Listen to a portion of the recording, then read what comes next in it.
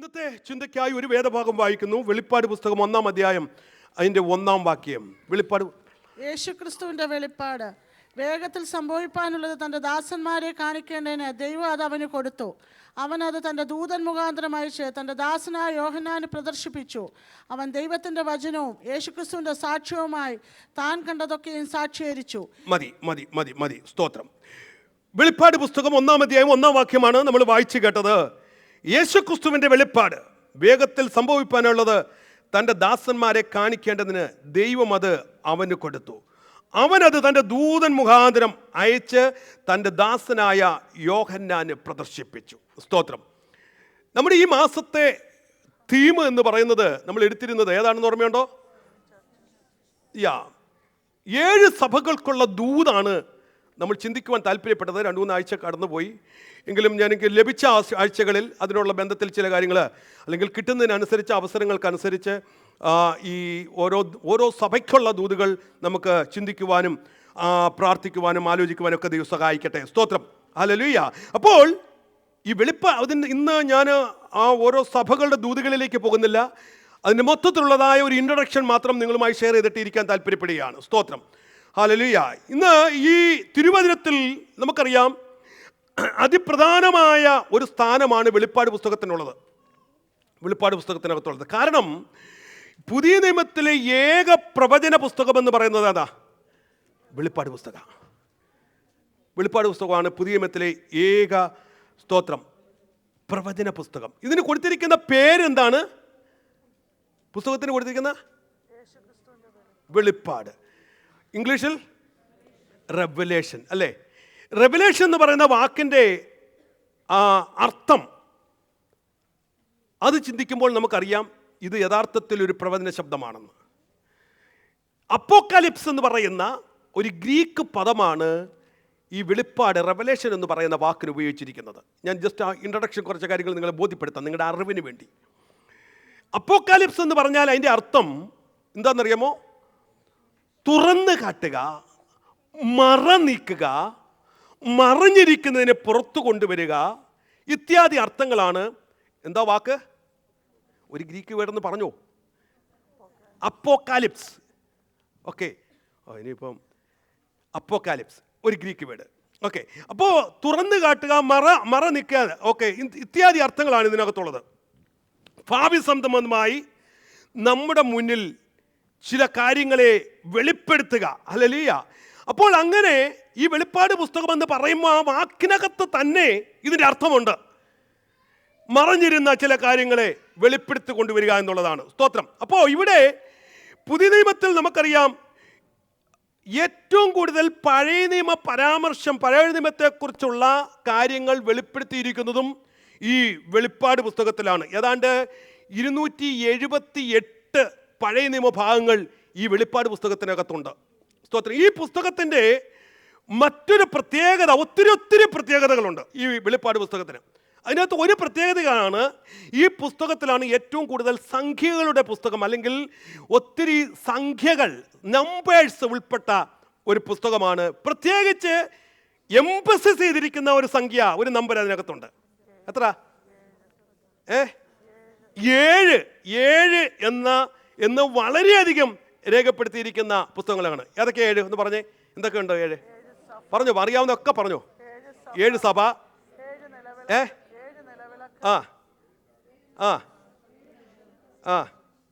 ഒത്തിരി ഉണ്ട്. നിങ്ങൾ ഓരോരുത്തർ പറയുന്നുണ്ട്, നിങ്ങൾ എല്ലാവരും കൂടെ പറയുന്നുണ്ട്, എനിക്കും തിരിയുന്നില്ല. ഓക്കെ, 7 സഭകൾ, 7 ആത്മാക്കൾ, 7 പൊൻവിളക്ക്, 7 നക്ഷത്രം, 7 ദീപങ്ങൾ, 7 മുദ്ര, 7 കൊമ്പ്, 7 ദൂതന്മാർ, 7 കാഹളം, 7 വെടി, 7 നാദം, 7 തല, 7 രാജമൊഴി, ഇങ്ങനെ അങ്ങോട്ട് പോവുകയാണ്.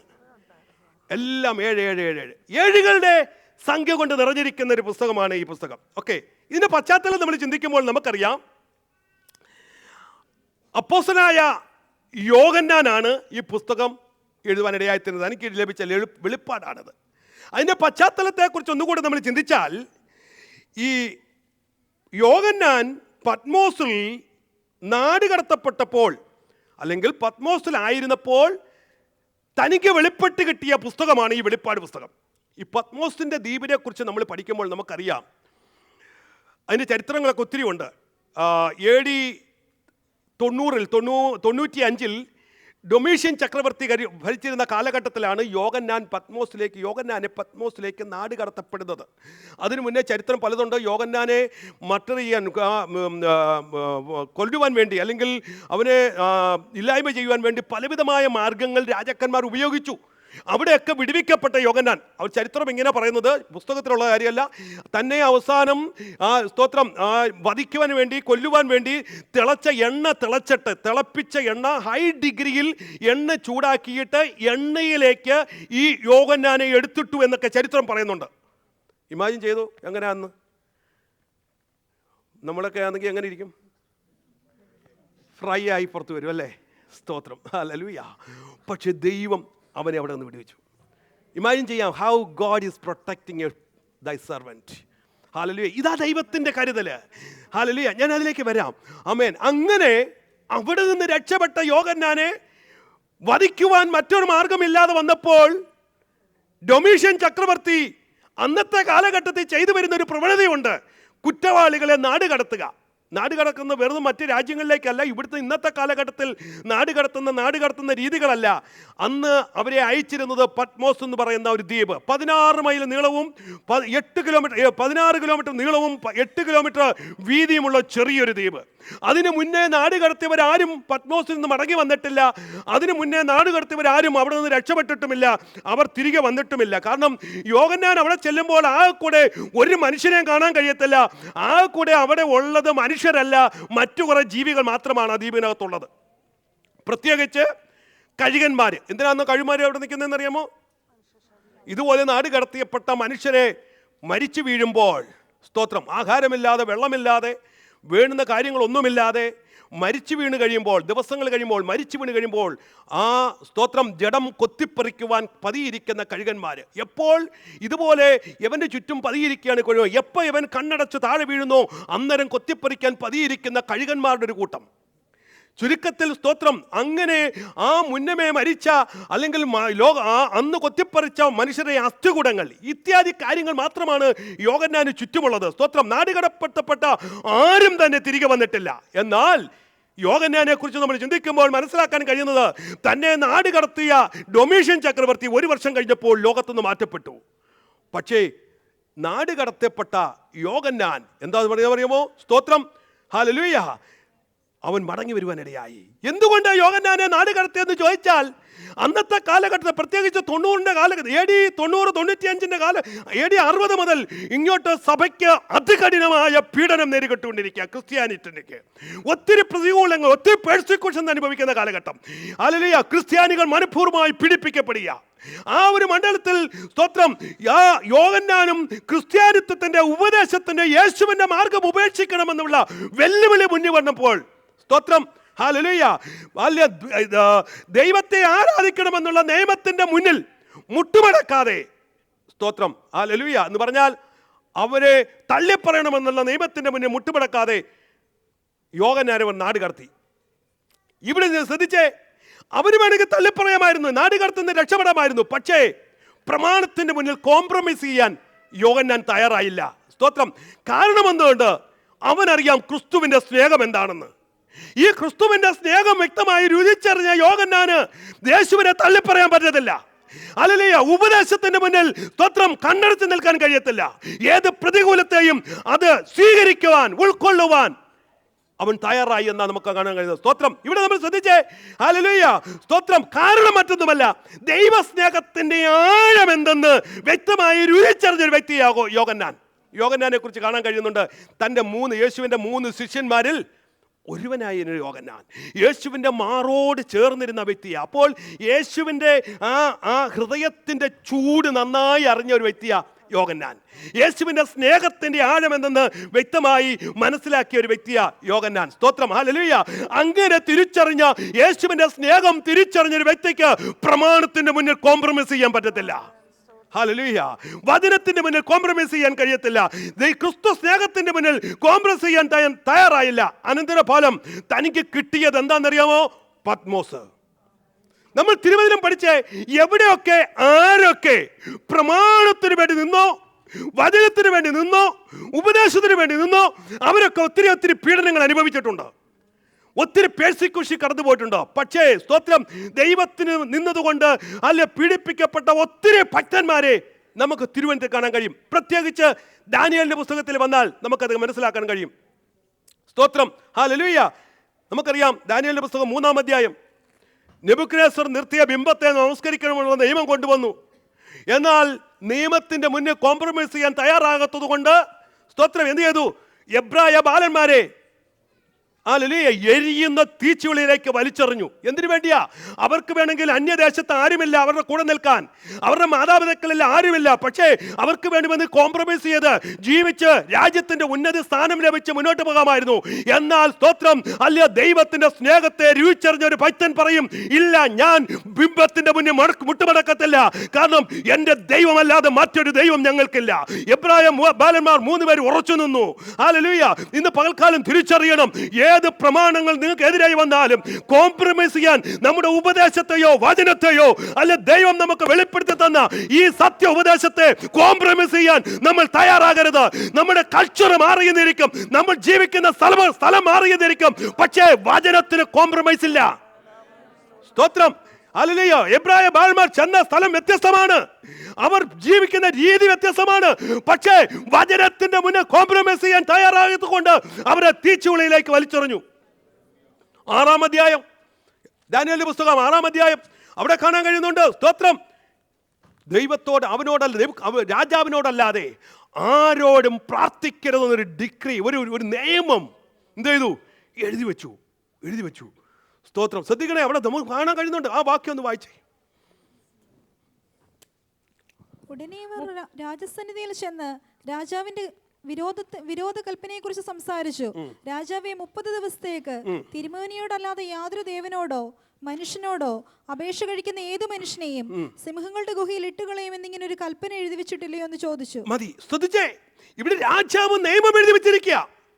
രാജാവിനോടല്ലാതെ ആരോടും പ്രാർത്ഥിക്കരുത്. പക്ഷേ നോക്കിക്കേ, ഇവിടെ ദൈവസ്നേഹം തിരിച്ചറിഞ്ഞ ഒരു മനുഷ്യൻ രാജകൽപ്പനയുടെ മുന്നിൽ ഹല്ലേലൂയ അംഗീകരിക്കാതെ, തനിക്ക് ലഭിച്ച വചനത്തിന് കോംപ്രമൈസ് ചെയ്യാതെ ദൈവവചനത്തിൻ്റെ മുന്നിൽ നിന്നു. അതുകൊണ്ട് അവന് കിട്ടിയത് എന്തിയാ കിട്ടിയത്? സിംഹത്തിൻ്റെ കുഴി. ഹല്ലേലൂയ, സ്തോത്രം, ഹല്ലേലൂയ.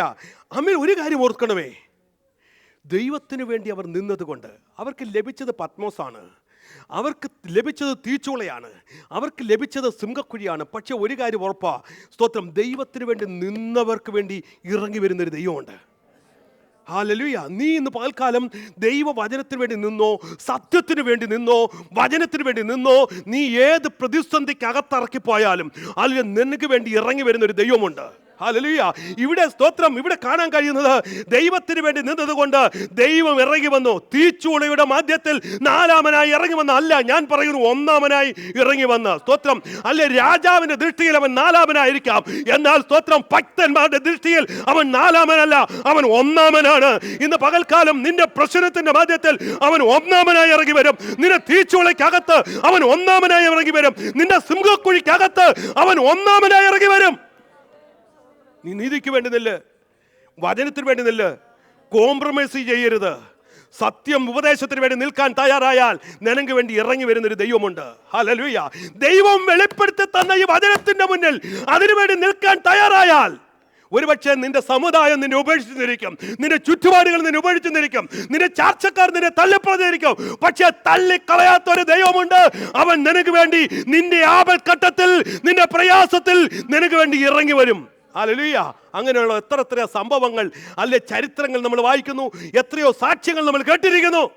സ്തോത്രം ദൈവമക്കളെ, ഇവിടെ കാണുന്നു, അവർ നിന്നതുകൊണ്ട് തീച്ചൂളയ്ക്കകത്തിറങ്ങി വന്നു, സിംഹക്കുഴിക്കകത്തിറങ്ങി വന്നു. ഹല്ലേലൂയ, ഹല്ലേലൂയ, സ്തോത്രം. അവിടെ ദൂതനെ ഇറക്കി എന്ന് പറഞ്ഞ അല്ലേ, ദാനിയേൽ സിംഹക്കുഴിയിലേക്ക് ചെന്ന് വീഴുന്നതിന് മുന്നേ അവിടെ ആരിറങ്ങി? ദൂതൻ ഇറങ്ങി. അങ്ങനെ ദാവീദ് പറയുന്നത് അല്ലേ, രാജാവിനോട് പറയുന്ന കാര്യമുണ്ട്, രാജാവേ, നീ എന്നെ കുഴിയിലിട്ടു, പക്ഷേ എനിക്കൊരു കാര്യം ഉറപ്പായിരുന്നു. ആമേൻ. അല്ലെ, ഞാൻ നമുക്കറിയാം, പട്ടിണി കിടക്കുന്ന സിംഹത്തിൻ്റെ കുഴിയിലേക്ക് വലിച്ചെറിഞ്ഞാലുള്ള സ്ഥിതി എന്താ? സിംഹം വന്ന് ഉമ്മ വെക്കൂ? കാരണം പട്ടിണി കിടക്കുകയല്ലേ. സാധാരണയായി എന്താ സംഭവിക്കുന്നത്? സ്തോത്രം, നമുക്കറിയാം, ഈ ഊഹിക്കാവുന്നേ. പക്ഷേ ഇവിടെ കാണുന്നത് യവൻ ചെന്ന് വീഴുന്നതിന് ഇവിടെ അവൻ പറയുന്നൊരു കാര്യം എന്നെ ശ്രദ്ധിപ്പിച്ചത്. രാജാവിനോട് മറുപടി പറയാ, രാജാവേ വായിച്ചെന്ന്. ദാനിയേൽ രാജാവിനോട്, രാജാവ് ദീർഘായുസായിരിക്കട്ടെ, സിംഹങ്ങൾ എനിക്ക് കേട് വരുത്താതിരിക്കേണ്ടതിന് എന്റെ ദൈവം തന്റെ ദൂതനെ അയച്ച് അവയുടെ വായ അടച്ചു. ആമേൻ. ദൈവം തന്റെ ദൂതനെ അയച്ച് ആമേൻ സിംഹത്തിന്റെ വായ എന്ത് ചെയ്തെന്ന് അടച്ചു. ഹല്ലേലൂയ. എന്ന് പറഞ്ഞാൽ ശത്രു നിന്റെ നേരെ വായ് പിളർക്കാതിരിപ്പാൻ അല്ല ദൈവം നിന്റെ ദൂതനെ അയച്ച് ഹല്ലേലൂയ അവന്റെ വായെ അടച്ചു. ഇന്ന് പകൽക്കാലം ഇതിനകത്ത് ഇരിക്കുമ്പോൾ ഓർക്കണം, അല്ലെ എത്രയോ അനർത്ഥം വാ പിളർന്ന് നിനക്ക് പേര് നിന്നപ്പോൾ, എത്രയോ പ്രതിസന്ധി വായ് പിളർന്ന് നിന്റെ നേരെ നിന്നപ്പോൾ, എത്രയോ പ്രതിസന്ധികൾ നിന്റെ കുടുംബത്തെ തകർക്കാൻ വായ് പിളർന്ന് നിന്നപ്പോൾ, നിന്റെ തലമുറയെ വിഴുങ്ങാൻ സിംഹം എന്ന പോലെ ശത്രു നിന്നപ്പോൾ നീ പോലും അറിയാതെ ദൂതനെ ഇറക്കി പ്രതികൂലത്തിന്റെ അപകടത്തിന്റെ അനർത്ഥത്തിന്റെ വായ അടച്ച ദൈവം നമ്മുടെ ദൈവം. അനുഭവിച്ചവർ കർത്താവിന് മഹത്വം കൊടുക്കട്ടെ. ആമേൻ. ഹല്ലേലൂയ. ദൂതനെ അയച്ച് വിടുവിക്കുക. ഇന്ന് പകൽക്കാലം ഇതിനകത്ത് ഏതെങ്കിലും പ്രതിസന്ധി കൂടെ പോകുന്നുണ്ടോ? അല്ല സ്തോത്രം. അല്ല ഏതെങ്കിലും രോഗത്തിന്റെ അവസ്ഥ കൂടെ കൊണ്ടു പോകുന്നുണ്ടോ? നിന്റെ ഹൃദയം വേദനിക്കുന്ന ചില മണ്ഡലങ്ങൾ പോകുന്നുണ്ടോ? ഇല്ല. വായ് പിളർന്ന് നിൽക്കുന്ന സിംഹം പോലെ നിന്നെ വിഴുങ്ങാൻ, നിന്റെ തലമുറയെ വിഴുങ്ങാൻ ഏതെങ്കിലും രോഗമോ ഏതെങ്കിലും പ്രതിസന്ധിയോ ഏതെങ്കിലും പ്രതികൂലമോ നിന്റെ തലമുറയോ നിന്റെ കുടുംബത്തെയോ നോക്കി പതിയിരിക്കുന്നുണ്ടോ? ഇന്ന് പകൽക്കാലം വിശ്വസിക്ക്. വചനത്തിന് വേണ്ടി നില്ല്, സത്യത്തിന് വേണ്ടി നില്ല്. ഹല്ലേലൂയ. നീ അറിയാതെ ദൈവം തന്റെ ദൂതനെ ഇറക്കി ആ പ്രശ്നത്തിൽ നിന്ന് അതിന്റെ വായ അടപ്പാൻ. ഹല്ലേലൂയ. ഹല്ലേലൂയ. അവൻ ശക്തനായ ദൈവമാണ്. ഇന്ന് പകൽക്കാലം വഴി തുറക്കുന്നവൻ നമ്മുടെ മധ്യത്തിലുണ്ട്. ഹല്ലേലൂയ. ഇന്ന് പകൽക്കാലം വിശ്വസിക്കണം. ഹല്ലേലൂയ. ഹല്ലേലൂയ. സ്തോത്രം. കർത്താവ് വലിയ ചെയ്യും. ഇവിടെ ദൂതനെ ഇറക്കി ദാനിയേൽ ചെന്ന് സ്തോത്രം വീഴുന്നതിന് മുന്നേ ദൂതൻ അവിടെ ഇറങ്ങി. പിന്നെ സിംഹം ചുറ്റും നടക്കുന്നതല്ലാതെ എന്ത് ചെയ്യാൻ പറ്റുന്നില്ല. ശ്രദ്ധിച്ചേ, ഈ സിംഹത്തിന് തിന്നണമെന്ന് ആഗ്രഹമുണ്ട് അല്ലേ, വിശപ്പ് നന്നായി ഉണ്ട്. പക്ഷേ എന്ത് ചെയ്യുക, വാ അടച്ചിരിക്കുക. എടാ വാ തുറക്കാതെ എങ്ങനെ കടിക്കുന്നേ? വാ തുറന്നാലല്ലേ കടിക്കാൻ പറ്റൂ. എൻ്റെ ചിന്ത ഈ ദാനിയേൽ രാജാവ് ആളയച്ച് ഈ സിംഹത്തിൻ്റെ കുഴിയിൽ നിന്ന്, എൻ്റെ ചിന്തയിൽ ഇവനെ പിടിക്കാൻ പോയവരെയും അന്നേരവും ഇതിൻ്റെ വാ അടച്ചു വെച്ചേക്കും അല്ലേ, ഇല്ലെങ്കിൽ അവനെ കയറ്റണമെങ്കിൽ മാർഗം വേണ്ടേ. സ്തോത്രം. ഇവനെ കയറ്റുന്നത് വരെയും എന്ത് ചെയ്തിരുന്ന സിംഹത്തിൻ്റെ വായ ദൈവം അടച്ചു. ആമേ. ഒരു കാര്യം ഓർത്തോ, നിന്റെ വിടുതൽ വരെയും നിനക്കെതിരെ നിൽക്കുന്നതിൻ്റെ വായ കർത്താവ് അടയ്ക്കും. നിന്റെ പ്രശ്നം വരുന്നത് മാറ്റുന്നത് വരെയും കർത്താവ് ചിലതിൻ്റെ വായ അടയ്ക്കും. നിന്റെ ജീവിതത്തിന് നേരെ വെല്ലുവിളിക്കുന്ന മണ്ഡലങ്ങളിന്മേൽ ദൈവം ചിലതിൻ്റെ വായ അടയ്ക്കും. ഏതെങ്കിലും മണ്ഡലം നിനക്കെതിരെ വായ് തുറന്ന് ഒരു സിംഹം കടിച്ചു കയറാനിരിക്കുന്ന പോലെ ഇന്ന് ഹല്ലേലൂയ നിന്റെ ജീവിതത്തിന് നേരെ കടന്നു വരുന്നെങ്കിൽ ഇന്ന് പകൽക്കാലം അതിന്റെ വായ അടപ്പാൻ എന്റെ ദൈവം ശക്തനാണ്.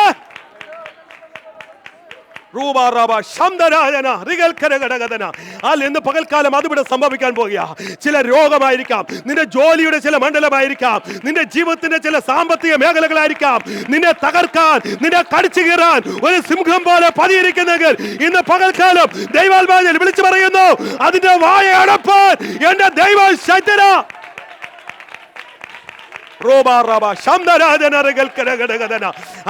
ദൈവം ചിലതിന്റെ വായ അടക്കാൻ പോകുക. ചില രോഗത്തിന്റെ വായ ദൈവം അടക്കാൻ പോകുക. ചില പ്രശ്നത്തിന്റെ വായ അടക്കാൻ പോകുക. നിനക്ക് വെല്ലുവിളിക്കുന്ന ചില വെല്ലുവിളിയുടെ വായ എന്റെ കർത്താവ് അടക്കാൻ പോകുക.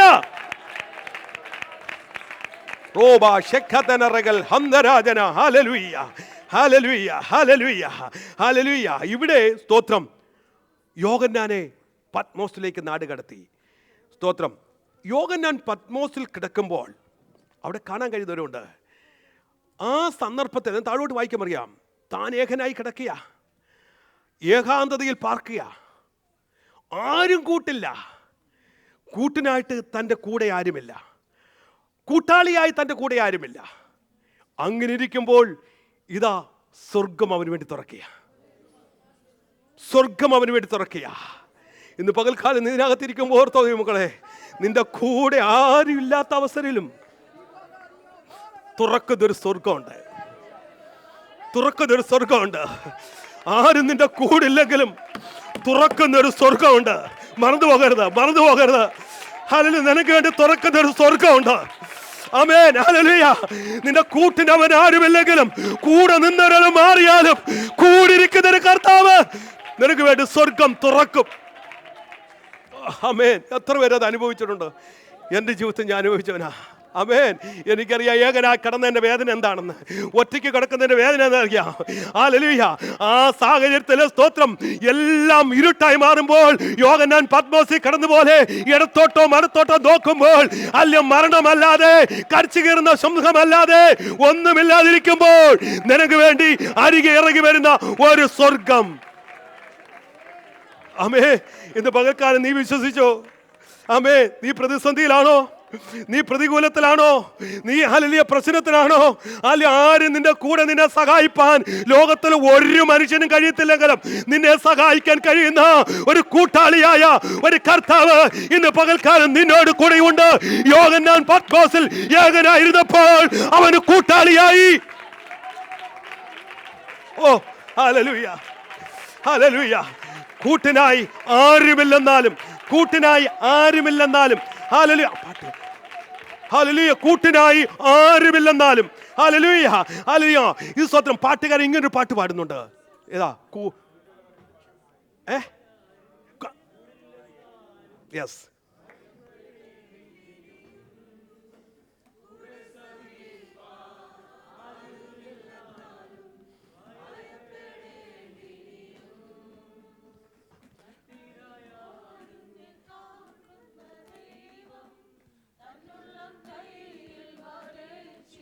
നിർന്നത് എല്ലാവരും ഒന്ന് പ്രിപ്പയർ ആയിട്ട് ആ പാട്ടിൻ്റെ അരി ഒന്ന് നല്ല വാക്ക് സ്തോത്രം ഒരുമിച്ചൊന്ന് ചേർന്ന് പാടണം. ആരെങ്കിലും മൈക്കെടുത്ത് ഒന്ന് പാടിക്കുക, ആ പാട്ട് ഒന്ന് പാടിക്കുക. Praise God. എല്ലാവരും ചേർന്ന് പാടണം. ഹല്ലേലൂയ, സ്തോത്രം. എനിക്ക് ഇവിടെ നിന്നപ്പോൾ എൻ്റെ ഹൃദയത്തിനകത്തോട്ട് കയറി വന്നൊരു പാട്ടായത്. ഭയപ്പെടേണ്ട, ഇനി ഭയപ്പെടേണ്ട, ഇമ്മാനുവേൽ നിന്റെ കൂടെയുണ്ട്. ഭയപ്പെടേണ്ട, ഇനി ഭയപ്പെടേണ്ട, ഇമ്മാനുവേൽ നിന്റെ കൂടെയുണ്ട്. ുള്ള നന്മകളോർത്താൽ വർണ്ണിപ്പാനായിരം നാവുകൾ പോരാ. എണ്ണമില്ലാതുള്ള നന്മകളോർത്താൽ വർണ്ണിപ്പാനായിരം നാവുകൾ പോരാ. ഭയപ്പെടേണ്ട, ഇനി ഭയപ്പെടേണ്ട, ഇമ്മാനുവേൽ നിന്റെ കൂടെയുണ്ട്. ഭയപ്പെടേണ്ട, ഇനി ഭയപ്പെടേണ്ട, ഇമ്മാനുവേൽ നിന്റെ കൂടെയുണ്ട്. സിംഹങ്ങൾ നടുവിൽ തള്ളപ്പെട്ടാലും ഭയപ്പെടേണ്ടിനിയും. ആമേൻ. ഹല്ലേലൂയ. ഗുണതിന്നെ മുടിയെന്നാലും ഭയപ്പെടേണ്ടിനിയും. നടുവിൽ തള്ളപ്പെട്ടാലും ഭയപ്പെടേണ്ടിനിയും. തിച്ചുള നിന്നെ മുടിയെന്നാലും ഭയപ്പെടേണ്ടിനിയും. കൺമണി പോൽ നിന്നെ കാക്കുന്ന ദൈവം തന്നുള്ളം കയ്യിൽ വഹിച്ചിടുമെന്നും. കൺമണി പോൽ നിന്നെ കാക്കുന്ന ദൈവം തന്നുള്ളം കയ്യിൽ വഹിച്ചിടുമെന്നും. ഭയപ്പെടേണ്ട, ഇനി ഭയപ്പെടേണ്ട, ഇമ്മാനുവേൽ നിന്റെ കൂടെയുണ്ട്. ഭയപ്പെടേണ്ട, ഇനി ഭയപ്പെടേണ്ട, ഇമ്മാനുവേൽ നിന്റെ കൂടെയുണ്ട്. കൂട്ടിനായാരും കൂടില്ലെന്നാലും ഭയപ്പെടേണ്ടിനിയും. കൂടെ സഹിപ്പാൻ ആരുമില്ലെന്നാലും ഭയപ്പെടേണ്ടിനിയും. കൂട്ടിനായാരും കൂടില്ലെന്നാലും ഭയപ്പെടേണ്ടിനിയും. കൂടെ സഹിപ്പാൻ ആരുമില്ലെന്നാലും ഭയപ്പെടേണ്ടിനിയും. തന്നുള്ളം കയ്യിൽ വരച്ചവൻ നിന്റെ കൂടെ നടക്കും, കൂടെ വസിക്കും. തന്നുള്ളം കയ്യിൽ വരച്ചവൻ നിന്റെ കൂടെ നടക്കും, കൂടെ വസിക്കും. തന്നുള്ളം കയ്യിൽ വരച്ചവൻ നിന്റെ കൂടെ നടക്കും, കൂടെ വസിക്കും. തന്നുള്ളം കയ്യിൽ വരച്ചവൻ നിന്റെ കൂടെ നടക്കും, കൂടെ വസിക്കും. ഭയപ്പെടേണ്ട, ഇനി ഭയപ്പെടേണ്ട, ആമേൻ. ചേർന്ന് പറ. ഇമ്മാനുവേ നിന്റെ എന്റെ കൂടെ ഉണ്ടെന്ന് കൂടെയുണ്ട്. പറ, എന്റെ കൂടെ ഉണ്ടെന്ന് പറ. ഭയപ്പെടേണ്ട, ഇനി ഭയപ്പെടേണ്ട, ഇമ്മാനുവേ എന്റെ കൂടെയുണ്ട്. ചേർന്ന് പറ, എന്റെ കൂടെയുണ്ട്. നാമില്ലാതുള്ള നന്മകളോർത്ത വർണ്ണിപ്പാനായിരം നാവുകൾ പോരാ. എണ്ണമില്ലാതുള്ള നന്മകളോർത്ത വർണ്ണിപ്പാനായിരം നാവുകൾ പോരാ. ഭയപ്പെടേണ്ട, ഇനി ഭയപ്പെടേണ്ട, ഇമ്മാനുവേ എന്റെ കൂടെയുണ്ട്. ഭയപ്പെടേണ്ട, ഇനി ഭയപ്പെടേണ്ട, ഇമ്മാനുവേ എന്റെ കൂടെയുണ്ട്. Yes, hallelujah, hallelujah. എത്രയോ അർത്ഥ വാക്ക്. ഞാൻ ഇത് ചിന്തിച്ചല്ല, ഇവിടെ കയറി നിന്നപ്പോൾ ആ വാക്ക് പാട്ടിൻ്റെ മനസ്സിലേക്ക് ഓടി വന്നതാണ്. വാസ്തവത്തിൽ ഈ മെസ്സേജ് ആ പാട്ടിനകത്തുണ്ട്. ആമേൻ, ഹല്ലേലൂയ, സ്തോത്രം. അപ്പോൾ ഇവിടെ യോഹന്നാൻ ഏകനായി പത്മോസിലായിരിക്കുമ്പോൾ ദൈവം അവിടെ ഇറങ്ങി വന്നു. എവിടെയൊക്കെ ആരൊക്കെ ഏകാന്തത അനുഭവിച്ചിട്ടുണ്ടോ അവിടെയൊക്കെ ഒന്ന് ദൈവത്തിൻ്റെ ദൂതൻ ഇറക്കിയിട്ടുണ്ട്. നിങ്ങൾ ചരിത്രം പഠിച്ചു നോക്കിക്കേ. സ്തോത്രം. ഉൽപ്പത്തി പുസ്തകം 21-ാം അധ്യായത്തിൽ ഹാഗാറിനെ കുറിച്ച് കാണാൻ കഴിയുന്നുണ്ട്. ഹാഗാർ ഒറ്റയ്ക്ക് മരുഭൂമി, ബേർശേബ മരുഭൂമിയിൽ തൻ്റെ മകനുമായി ഉഴന്ന് നടക്കുക. ആരുമില്ല. കൂട്ടിനായിരുന്ന അബ്രഹാം കൈവിട്ടു. കൂട്ടാളിയായി അല്ലെങ്കിൽ കൂടെ വസിക്കാമെന്ന് ചിന്തിച്ച സാറ തന്നെ തള്ളിക്കളഞ്ഞു. പക്ഷെ മരുഭൂമിയിലായപ്പോൾ ഇതാ ദൈവം അവിടെ ഇറങ്ങി വരിക. ഏകനായി യാക്കോബ് യാബോ കടകന്റെ കനവിന്റെ അരികിലേക്ക് പോകുക. സ്തോത്രം. ഭാര്യയില്ല, മക്കളില്ല, ദാസിദാസന്മാരില്ല, പുത്രന്മാരില്ല, ആരും കൂടില്ല. തൻ്റെ മുന്നിൽ വരുന്ന തൻ്റെ സഹോദരനായ ജ്യേഷ്ഠനായ ഏശാവിനെയും അവൻ്റെ കൂടെയുള്ള ബലമുള്ള സ്തോത്രം കൂട്ടാളികളെയും കണ്ടെത്ത് തന്നെ നശിപ്പിക്കുമെന്ന ഭയത്തോടെ അവൻ ഓടി യാബോക്കിന്റെ കടൽക്കരയിലിരിക്കുമ്പോൾ ശ്രദ്ധിച്ചേ, ഏകനായിരിക്കുക. സ്വർഗത്തിലെ ദൈവം അവിടെ ഇറങ്ങി. ഇവിടെ യോഹന്നാൻ പത്മോസിലായിരുന്നപ്പോൾ അവിടെ ദൈവം ഇറങ്ങി. അവിടെ ആ കഷ്ടതയിൽ, തൻ്റെ ഏകാന്തതയിൽ, ഹല്ലേലൂയ, നമുക്ക് കാണാൻ കഴിയും. ഞാൻ പറഞ്ഞു വന്നത്, നമ്മുടെ ജീവിതത്തിൽ എവിടെയൊക്കെ എന്തെങ്കിലുമൊക്കെ ഏകാന്തതകൾ അനുഭവിക്കുന്നെങ്കിൽ അതിൻ്റെ മധ്യത്തിൽ ഇറങ്ങുന്നൊരു ദൈവമുണ്ട്. ഏറ്റവും കൂടുതൽ ദൈവ സാന്നിധ്യം നിങ്ങൾക്ക് അനുഭവിക്കാൻ കഴിയും. നിങ്ങൾ ജീവിതത്തിൽ ഏതെങ്കിലും ഭാരപ്പെടുന്ന വിഷയം ഉണ്ടെങ്കിലുണ്ടല്ലോ, ഏതെങ്കിലും പ്രശ്നം ഉണ്ടെങ്കിലുണ്ടല്ലോ, അതിൻ്റെ ഒറ്റ സൊല്യൂഷൻ ഞാൻ പറയാം. ഒന്നും ചെയ്യണ്ട, നിങ്ങളുടെ മുറിക്കകത്തോട്ടം കയറണം. ഹല്ലേലൂയ, സ്തോത്രം. ഒരു ഷീറ്റ് ഉണ്ടെങ്കിൽ അങ്ങ് തറയിലോട്ട് വിരിക്കണം. വിരിച്ച് കഴിഞ്ഞിട്ടുണ്ടല്ലോ, മുട്ടുമടക്കാൻ നമ്മൾ ഇരിക്കാൻ തയ്യാറായാലുണ്ടല്ലോ, സ്തോത്രം, ഹല്ലേലൂയ, മുട്ടുമടക്കി. ഇന്ന് പലപ്പോഴും നമ്മുടെ പ്രശ്നം എന്താ അറിയാമോ? ഇതിനൊന്നും നാം ശ്രമിച്ചിട്ടില്ല എന്നുള്ളതാ. നമ്മൾ പലപ്പോഴും മറ്റ് പല കാര്യങ്ങളിലാണ് നീങ്ങുന്നത്. എന്നാൽ യഥാർത്ഥമായി ഏത് പ്രശ്നമാണെങ്കിലും, ഏത് പ്രതിസന്ധിയാണെങ്കിലും നിന്റെ മുറിക്കകത്തോട്ട് കയറി അല്ലെ മുട്ടുമടക്കൊന്ന് ഇരിക്കാൻ തയ്യാറായാൽ, ഞാൻ വിശ്വസിക്കുന്നു അവിടെ നിനക്ക് അനുഭവിക്കാൻ കഴിയുന്ന ഒരു സാന്നിധ്യമുണ്ടല്ലോ, അത് ആർക്കും അറിയിക്കാൻ കഴിയത്തില്ല. ഹല്ലേലൂയ. കാരണം അവിടെ ഉണ്ടാകുന്ന ഒരു ദൈവ സാന്നിധ്യം നിന്റെ ഹൃദയം അങ്ങോട്ട് തുറക്കാൻ കഴിഞ്ഞാൽ നിന്നെ ആരോടും പറയത്തില്ല, വാവിട്ട് നിനക്കറിയാം. സഹോദരന്മാരെ, നിങ്ങൾക്ക് കരയാൻ പറ്റും. നമുക്ക് പലപ്പോഴും കരയാൻ നാണക്കേടാ. ഹല്ലേലൂയ. പക്ഷെ മുറിക്കകത്തോട്ട് കയറ്, മുട്ടുമടക്ക്, പ്രാർത്ഥിക്കാൻ തുടങ്ങ്, വാവിട്ട് കരയാൻ തുടങ്ങ്. കർത്താവ് അവിടെ ഇറങ്ങുന്നത് നിങ്ങൾക്ക് കാണാൻ കഴിയും. ഏത് അസാധ്യതകളെയും. ഇവിടെ യോഹന്നാൻ പത്മോസിൽ ഏകനായിരിക്കുക. സ്തോത്രം. അവിടെ കാണാൻ കഴിയുന്നത്, അങ്ങനെ താൻ ആയിരുന്നപ്പോൾ ആ ദൈവികമായ വെളിപ്പാട് തന്നെ ലഭിച്ചു. എപ്പോഴും ദൈവത്തിൻ്റെ ഇടപാടുകൾ വരുന്ന എപ്പോഴാണെന്നറിയാമോ?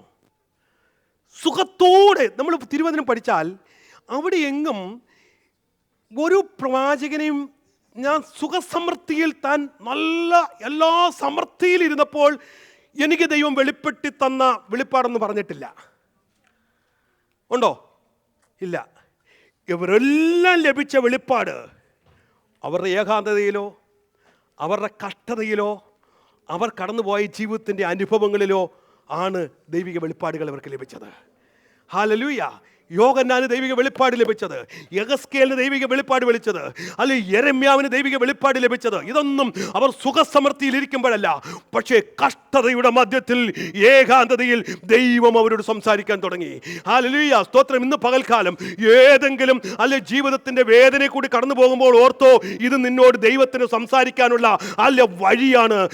നിന്നെ നശിപ്പിക്കാനല്ല, ദൈവത്തിന് നിന്നോട് ഇടപെടാനുണ്ട്, നിന്നോട് സംസാരിക്കാനുണ്ട്, നിന്റെ കുടുംബത്തോട് സംസാരിക്കാനുണ്ട്, സംസാരിക്കാറുണ്ട്. അതുകൊണ്ടുള്ള കഷ്ടതയാണെന്ന് പകൽക്കാലം തിരിച്ചറിയണം. ഹല്ലേലൂയ.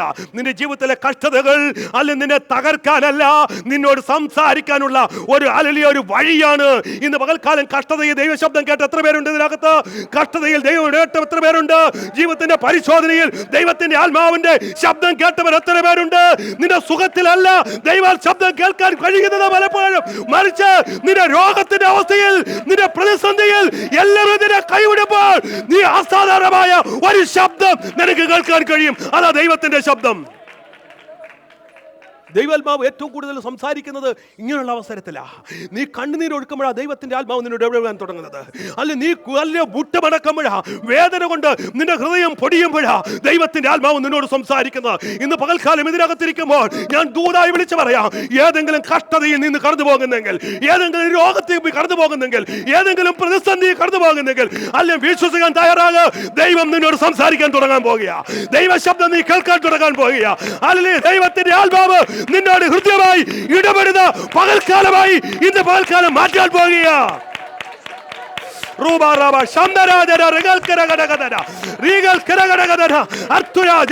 ദൈവത്തിന്റെ ആത്മാവ് നിന്നോട് സംസാരിക്കാൻ തുടങ്ങും.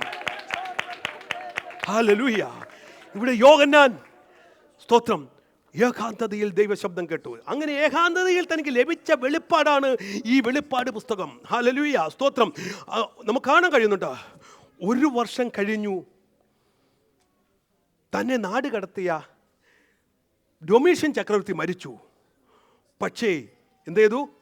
യോഹന്നാൻ മടങ്ങി വന്നു. നമുക്കറിയാം യോഹന്നാൻ മടങ്ങി വരുവാൻ യാതൊരു സാധ്യതയുമില്ല. കാരണം അതിനു മുന്നേ പോയവരാരും മടങ്ങി വന്നിട്ടില്ല.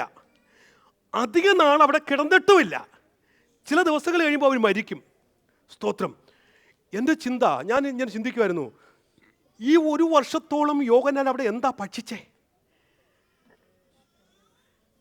എന്താ ഭക്ഷിച്ചേ?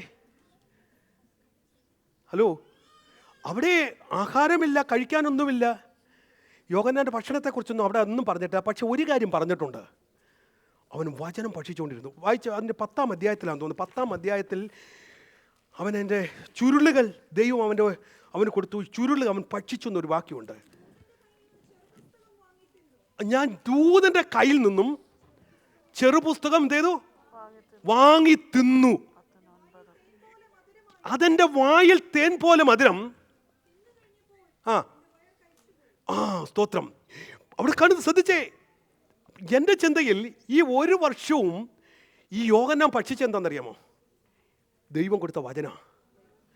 കാരണം കർത്താവ് പറഞ്ഞൊരു വാക്യമുണ്ട്, മനുഷ്യൻ അപ്പം കൊണ്ട് മാത്രമല്ല, ഈ ദൈവ സാന്നിധ്യത്തിൽ ഇരുന്നാലുണ്ടല്ലോ പിന്നെ ഭക്ഷണമൊക്കെ അങ്ങ് മറക്കും. ഈ ഉപവസിക്കാത്തതുകൊണ്ടാണ് ഇത് അറിയാത്ത. സ്തോത്രം. ഉപവസിച്ച് നോക്കണം. അപ്പോൾ പിന്നെ ഈ ഭക്ഷണത്തിൻ്റെ ചിന്തയൊന്നും കയറത്തില്ല. നമുക്ക് ഈ ആർത്തി ഉച്ചയാകുമ്പോഴത്തേക്ക് നമ്മുടെ വയറ് കിടന്ന് വെല്ലുവിളിക്കുക. എന്താ കാര്യം? സ്തോത്രം. ഉപവസിക്കാത്തതുകൊണ്ടാ. പക്ഷേ ദൈവസന്നിധിയിൽ ഇരുന്ന് നിങ്ങൾ ഉപവസിച്ച് നോക്കിയാൽ വിശപ്പൊക്കെ പോവും. സ്തോത്രം. ആരോഗ്യത്തിന് നല്ലതാണ്. വല്ലപ്പോഴൊക്കെ ഒടുക്കണം കേട്ടോ. ജീവിതത്തിൽ ഉപവസിക്കാത്തവരുണ്ട്. കാരണം ഉച്ചയാകുമ്പോൾ സഹിക്കാൻ പറ്റത്തില്ല.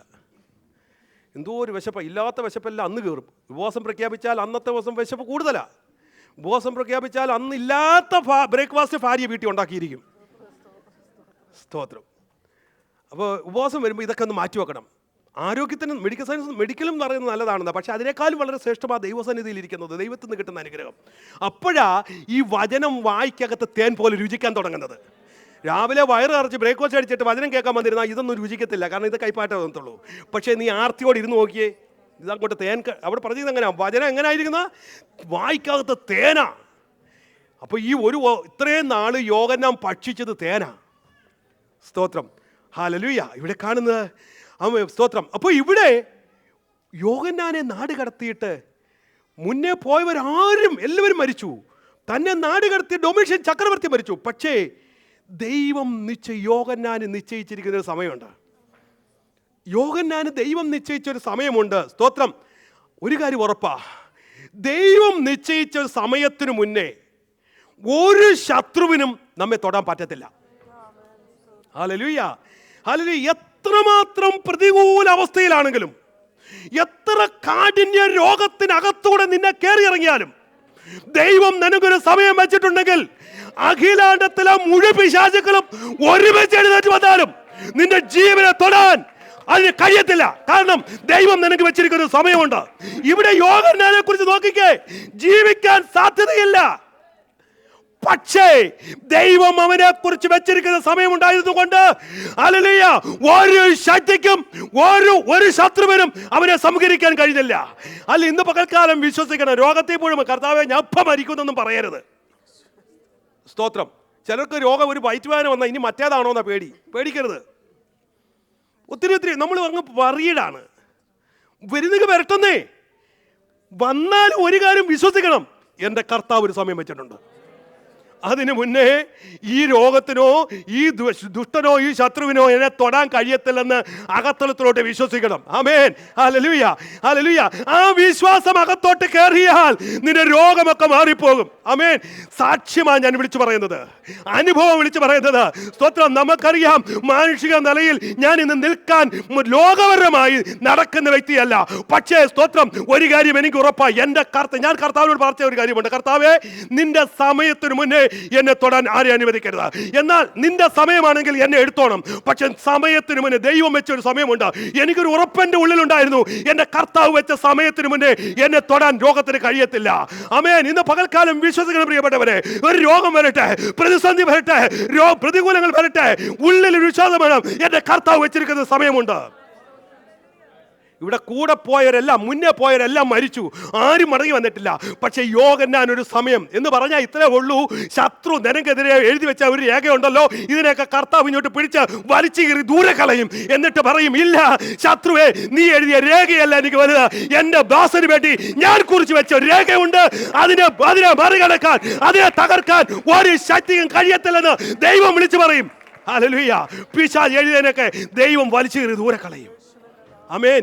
ഈ വിശ്വാസത്തോടെ ഇവിടെ യോഹന്നാൻ, അല്ല സ്തോത്രം, അവൻ നമ്മൾ ഒരു കാര്യം ഓർത്തേ. ഹല്ലേലൂയ. ദൈവം നിശ്ചയിച്ച സമയത്തിന് മുന്നേ നീ തീച്ചൂളയിലേക്ക് എറിയപ്പെട്ടാലും, സിംഹത്തിന്റെ കുഴിക്കകത്ത് വീണാലും, തലവെട്ടാൻ നിമിഷങ്ങൾ എണ്ണി കാരാഗ്രഹത്തിനകത്ത് കിടന്നാലും, ആമേൻ, ഹല്ലേലൂയ, ദൈവം നിശ്ചയിച്ച സമയത്തിന് മുന്നേ ഇതിനൊന്നും തൊടാൻ അവകാശമില്ല, കഴിയത്തുമില്ല. ഹല്ലേലൂയ, സ്തോത്രം, ഹല്ലേലൂയ, ഹല്ലേലൂയ. എത്ര അല്ലേ അവിടെ നിന്ന് പുറത്തു കൊണ്ടുവരുവാൻ ദൈവത്തിന് കഴിയും. ദൈവമിട്ട അതിർവരമ്പനെ, ആയുസ്സിനെ പൊളിക്കാൻ ലോകത്തിലെ ഒരു ശക്തിക്കും കഴിയത്തില്ല. സ്തോത്രം, ഹല്ലേലൂയ, ആമേൻ, സ്തോത്രം. ഇവിടെ വെളിപ്പാട്, ഞാൻ വേഗത്തിൽ മുന്നോട്ട് പോകട്ടെ. ഈ വെളിപ്പാട് പുസ്തകത്തിലേക്ക് വരുമ്പോൾ ഒത്തിരി കാര്യങ്ങൾ ഇതിനകത്തുനിന്ന് ചിന്തിക്കുവാനുണ്ട്. നമ്മുടെ ഒരു ഇൻഡയറക്റ്റ് പാർട്ടാണ് ഞാൻ എടുക്കുന്നത്, ഞാൻ മുഖവരികൾ പറഞ്ഞു പോകുന്നില്ല. സ്തോത്രം. ഇവിടെ ഈ ഭാഗം വായിക്കുമ്പോൾ കർത്താവ് സഭയ്ക്ക് കൊടുത്ത ഒരു ദൂതാണ് ഈ വെളിപ്പാട് പുസ്തകം. ഇതിനെ നമ്മൾ ഈ വെളിപ്പാട് പുസ്തകത്തിൽ മൊത്തത്തിൽ നമ്മൾ ചിന്തിച്ചാൽ വിവിധ നിലയിലാണ് വെളിപ്പാട് പുസ്തകത്തെ നമുക്ക് വീക്ഷിക്കാൻ കഴിയുന്നത്. ഒന്നാമതായി ഒരു പ്രാദേശിക തലത്തിൽ, അതായത് പ്രത്യേകിച്ച് കൊടുത്ത 7 ദൂതുകൾ, 7 സഭകൾ കൊടുത്ത ദൂതുകൾ, ഈ 7 ദൂതുകളെ വിവിധ നിലകളിൽ നമുക്ക് വീക്ഷിക്കാൻ കഴിയും. വിശദീകരിക്കുന്നില്ല, പ്രധാനപ്പെട്ട കാര്യം മാത്രം പറഞ്ഞു വിടാം. ഒന്നാമതായി ഇതിനെ പ്രാദേശിക തലത്തിൽ നമുക്ക് ചിന്തിക്കാം. അതായത് ഓരോ സഭയ്ക്കും കൊടുത്ത ദൂതുകളെ പ്രാദേശിക തലത്തിൽ ചിന്തിക്കാം. എന്ന് പറഞ്ഞാൽ സ്തോത്രം, ഹല്ലേലൂയ, ഇവിടെ പറഞ്ഞിരിക്കുന്നു പ്രാദേശിക. അന്ന് വെളിപ്പാട് പുസ്തകത്തിൽ യോഹന്നാന് സർദീസിനോടോ എഫെസോസിനോടോ ഒക്കെ കൊടുത്ത ദൂതുകൾ ഇന്നത്തെ സഭകൾക്ക് റെലവൻ്റ് ആണെന്ന്. അതാ പ്രാദേശിക തലത്തിൽ. അന്നത്തേക്കുള്ള ദൂത് മാത്രമല്ല, ഇന്നുമുള്ള ദൈവസഭകൾക്ക് ഈ ദൂതുകൾ പ്രധാനമാണ്, അനിവാര്യമാണ്, റെലവൻ്റ് ആണ്. സ്തോത്രം. ഇന്നും ആ ഓരോ വാക്കുകളിൽ കൂടെ ദൈവസഭയോട് ദൈവത്തിന് സംസാരിക്കാൻ കഴിയും. സോ ഒന്നാമതായി ഇത് പ്രാദേശിക തലത്തിൽ നമുക്ക് വീക്ഷിക്കാം. രണ്ടാമതായി വ്യക്തിപരമായ നിലയിൽ ഈ ദൂതിനെ നമുക്ക് വീക്ഷിക്കാൻ കഴിയും. എന്ന് പറഞ്ഞാൽ ഇതിനകത്ത് കൊടുത്തിരിക്കുന്ന ഓരോ സഭയ്ക്കും കൊടുത്തിരിക്കുന്ന ദൂതുകളുണ്ട്, ഓരോ സഭയ്ക്കും കൊടുത്തിരിക്കുന്ന അനുശാസനങ്ങളുണ്ട്, മുന്നറിയിപ്പുകളുണ്ട്. ഇതൊക്കെ വ്യക്തിപരമായി പരിശുദ്ധാത്മാവിന് ഇന്നും നമ്മോട് സംസാരിക്കാൻ കഴിയും. സോ രണ്ടാമത്തെ തലം വ്യക്തിപരമായ വീക്ഷണത്തിൽ. മൂന്നാമത്തെ തലമാണ് സഭാവീക്ഷണത്തിൽ കാലഘട്ടം അനുസരിച്ച് എന്ന് പറഞ്ഞാൽ സ്തോത്രം 1-ാം നൂറ്റാണ്ട് മുതൽ കർത്താവിൻ്റെ വരവ് വരെയുള്ള കാലഘട്ടത്തെ 7ആയി വിഭജിച്ചിട്ട് ഈ ഓരോ സഭകളും 7 കാലഘട്ടത്തിലേക്കുള്ള ദൂതുകളായിട്ട് നമുക്ക് വീക്ഷിക്കാൻ കഴിയും. അവസാനമായിട്ട് പ്രവചന വീക്ഷണത്തിൽ നമുക്ക് കാണാൻ കഴിയും. ഇത് ദൈവസഭയ്ക്ക് കൊടുക്കുന്ന ഒരു പ്രവചനമാണ്. സ്തോത്രം. ഇവിടെ നമ്മൾ വായിച്ച വേദഭാഗത്തിൽ 1-ാം അധ്യായം 1-ാം വാക്യം ഇങ്ങനെയാണ് വായിച്ചത്. സ്തോത്രം. യേശുക്രിസ്തുവിന്റെ വെളിപ്പാട്. യേശുക്രിസ്തുവിന്റെ വെളിപ്പാട്. സ്തോത്രം. ഹല്ലേലൂയ. അവിടെ പറഞ്ഞിരിക്കുന്നു കാലാകാലങ്ങളായി തൻ്റെ ദാസന്മാർക്ക് ലഭിച്ചു എന്ന്. സ്തോത്രം.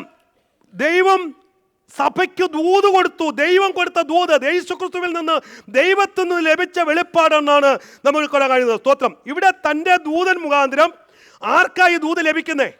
തന്റെ ദാസനായ യോഹന്നാന് ദൂത് ലഭിക്കുന്നു. ആർക്ക് വേണ്ടിയാ ഇത് ലഭിക്കുന്നേ? 1 ആര് കൊടുത്തു, 2 ആരിൽ കൂടെ കൊടുത്തു, 3 ആർക്ക് വേണ്ടിയാ? സഭയ്ക്ക് വേണ്ടി ഈ ദൂത് കൈമാറുകയാ. സ്തോത്രം. എന്ന് പറഞ്ഞാൽ ഈ അവിടെ ഓരോ അധ്യായങ്ങളും കഴിഞ്ഞ ദിവസം നമ്മുടെ KS അമൽ പാസ്റ്റർ പറയാനിടയായി. അവിടെ പറഞ്ഞിരിക്കുന്നു സഭയുടെ ദൂതൻ എഴുതുക എന്ന് പറഞ്ഞാൽ ആ സഭയുടെ നടത്തിപ്പുകാരൻ എഴുതുക എന്നാണ് അതിൻ്റെ അർത്ഥം. അവിടുത്തെ മൂപ്പൻ എഴുതുക എന്നാണ് അതിൻ്റെ അർത്ഥം. അങ്ങനെയെങ്കിൽ സഭയോടുള്ള ദൂത് ആരിൽ കൂടെയാ ദൈവം കൈമാറ്റം ചെയ്യുന്നേ? സഭയോടുള്ള ദൂത് ദൈവ മൂപ്പന്മാർ കൂടെ സഭയുടെ നടത്തിപ്പ് കൂടെ ദൈവം ദൂത് കൈമാറാൻ ഇടയായിത്തീരും. ഇവിടെ അതാ ദൈവത്തിൽ നിന്ന് ലഭിച്ച. അപ്പോൾ സ്തോത്രം, ദൈവത്തിൻ്റെ സഭയ്ക്ക് ലഭിക്കേണ്ട ദൈവിക ദൂത്, ദൈവിക ആലോചന ദൈവം തൻ്റെ ദാസന്മാരെ കൂടെ പകർന്ന് സഭയിലേക്ക് ദൈവമക്കൾക്ക് കൈമാറ്റം ചെയ്യപ്പെടുക. അതാണ് ഇവിടെ നമുക്ക് കാണാൻ കഴിയുന്നത്. ദൈവത്തിൻ്റെ വെളിപ്പാട് യോഹന്നാന് ലഭിച്ചു. യോഹന്നാനിൽ കൂടെയുള്ള ദൂത് സഭയിലുള്ള ദൂതന്മാരിലേക്ക് കൈമാറുകയാണ്.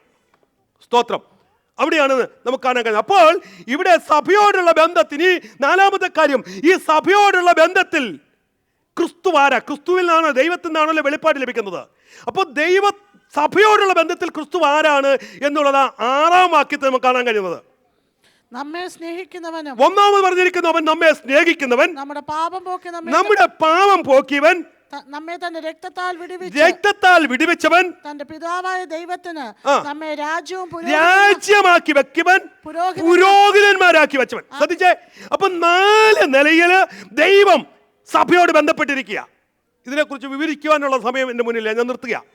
4 നിലയിലാണ് ഈ സഭയും ദൈവവുമായിട്ടുള്ള ബന്ധം ഈ 6ാം വാക്യത്തിൽ കാണുന്നത്. 1-ാമത് അവൻ കാണുന്നത് അവൻ നമ്മെ സ്നേഹിക്കുന്നവൻ. അതുകൊണ്ട് സ്തോത്രം, സഭയോടുള്ള ബന്ധത്തിൽ കർത്താവ് നമ്മെ സ്നേഹിക്കുന്നുണ്ട്.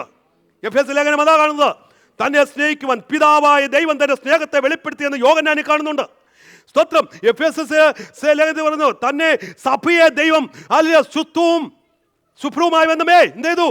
സ്നേഹിക്കുന്നുവെന്ന് കാണാൻ കഴിയുന്നുണ്ട്. സ്തോത്രം. ഹല്ലേലൂയ. മാത്രമല്ല സ്തോത്രം, ഇവിടെ പറഞ്ഞിരിക്കുന്നു ഈ സഭയെ സംബന്ധിച്ചിടത്തോളം എന്തുകൊണ്ടാണ് ഇത് ഇവിടെ യോഹന്നാൻ പറഞ്ഞിരിക്കുന്നത് നമ്മെ സ്നേഹിക്കുന്നവൻ. പറയാൻ കാരണമെന്നുണ്ട്. ഈ സഭ കടന്നു പോകുന്നത് ഒത്തിരി പീഡിപ്പിക്കേണ്ട സഭ, ഒറ്റപ്പെട്ട സഭ, പ്രതികൂലത്തിൽ കൂടെ കടന്നു പോകുന്ന സഭ എപ്പോഴും മരണത്തെ മുന്നേ കണ്ടുകൊണ്ട് സഭ ആരും സ്നേഹിക്കാൻ ലോകത്തിൽ ഇല്ലാതിരിക്കുമ്പോൾ ദൈവം വെളിപ്പെട്ട് പറയാ ഞാൻ നിന്നെ സ്നേഹിക്കുന്നു. നമ്മെ സ്നേഹിക്കുന്നവൻ. 2ാമത് പറഞ്ഞിരിക്കുന്നു നമ്മുടെ പാപം ചെയ്തു പോക്കിയവൻ. ഹല്ലേലൂയ. 3ാമത് രക്തത്താൽ വിടുവിച്ചവൻ. 4 രാജ്യമാക്കി തീർത്തവൻ. 5ാമത് പറഞ്ഞിരിക്കുക സ്തോത്രം എന്താ? രാജ്യവും പുരോഹിതന്മാരുമാക്കി തീർത്തവനുമായ. പുരോഹിതന്മാരും. അപ്പോൾ ഈ നിലയിലെല്ലാം പിതാവും അല്ലെങ്കിൽ ദൈവവും സഭയുമായി ബന്ധപ്പെട്ടിരിക്കുകയാണ്. ഹല്ലേലൂയ. ഇവിടെ ഞാൻ വാക്കുകൾ വിരാമക്കുറിക്കുക. ആർക്കാണ് ദൂതെഴുന്നത്? പീഡിപ്പിക്കപ്പെട്ട ഒറ്റപ്പെട്ട സ്തോത്രം ആയിരിക്കുന്ന സഭയോട് ദൈവത്തിൻ്റെ ആത്മാവ് യോഹന്നാനെ കൂടെ വെളിപ്പെടുക. യോഹന്നാനെ കുറിച്ച് നമ്മൾ ചിന്തിപ്പടയായി. താനായിരുന്ന മണ്ഡലത്തിൽ ഏകനായിരുന്നപ്പോഴും തൻ്റെ അരികിൽ ഇറങ്ങി വന്ന ദൈവിക വെളിപ്പാട്. സ്തോത്രം. ഈ ദൂത് എന്തുകൊണ്ടാണ് അവർക്ക് കൊടുത്തത് എന്ന് ചോദിച്ചാൽ, സഭ ഒറ്റപ്പെട്ട് നിൽക്കുമ്പോൾ, പീഡിപ്പിക്കപ്പെട്ട് നിൽക്കുമ്പോൾ, അല്ലയോ സ്തോത്രം, പേഴ്സിക്യൂഷൻ കടന്നു പോകുമ്പോൾ അവരോട് ദൂത് പറയാ, ഇല്ല, നീ പീഡിപ്പിക്കപ്പെടുമ്പോഴും ഞാൻ വിശ്വസ്ത സാക്ഷിയായി നിന്നോട് കൂടെ ഉണ്ട്. ഞാൻ വിശ്വസ്തനായ നിന്നോട്, വിശ്വസ്തനും വിശ്വസ്ത സാക്ഷിയുമായ ദൈവമായവൻ അരുളി ചെയ്യുന്നു എന്നാ പറഞ്ഞിരിക്കുന്നത്. അങ്ങനെ ഇന്ന് പകൽക്കാലം നിന്റെ ജീവിതത്തിന്റെ ഏത് മണ്ഡലത്തിലും നിന്റെ കൂടിരിക്കുന്ന ഒരു കർത്താവ്, വിശ്വസ്തനായ ഒരു ദൈവം, സ്നേഹിക്കുന്ന ഒരു ദൈവം, നമ്മുടെ അവസ്ഥയിൽ നമ്മുടെ അരികിൽ ഇറങ്ങി വരുന്ന ദൈവമാണ്. അവിടെ യോഹന്നാന് ആശ്വാസം ലഭിച്ചത്, അവന് ധൈര്യം ലഭിച്ചത്, സ്തോത്രം, കൂടെ കിടക്കുന്ന അല്ലെ ജീവികളല്ല, തനിക്ക് ധൈര്യം ലഭിച്ചത് തന്റെ കൂടെയുള്ള ദൈവ സാന്നിധ്യമാണ്. ഇന്ന് പകൽക്കാലം എല്ലാ കണ്ണുകളും അറിയട്ടെ, എല്ലാ കണ്ണുകളും അറിയട്ടെ.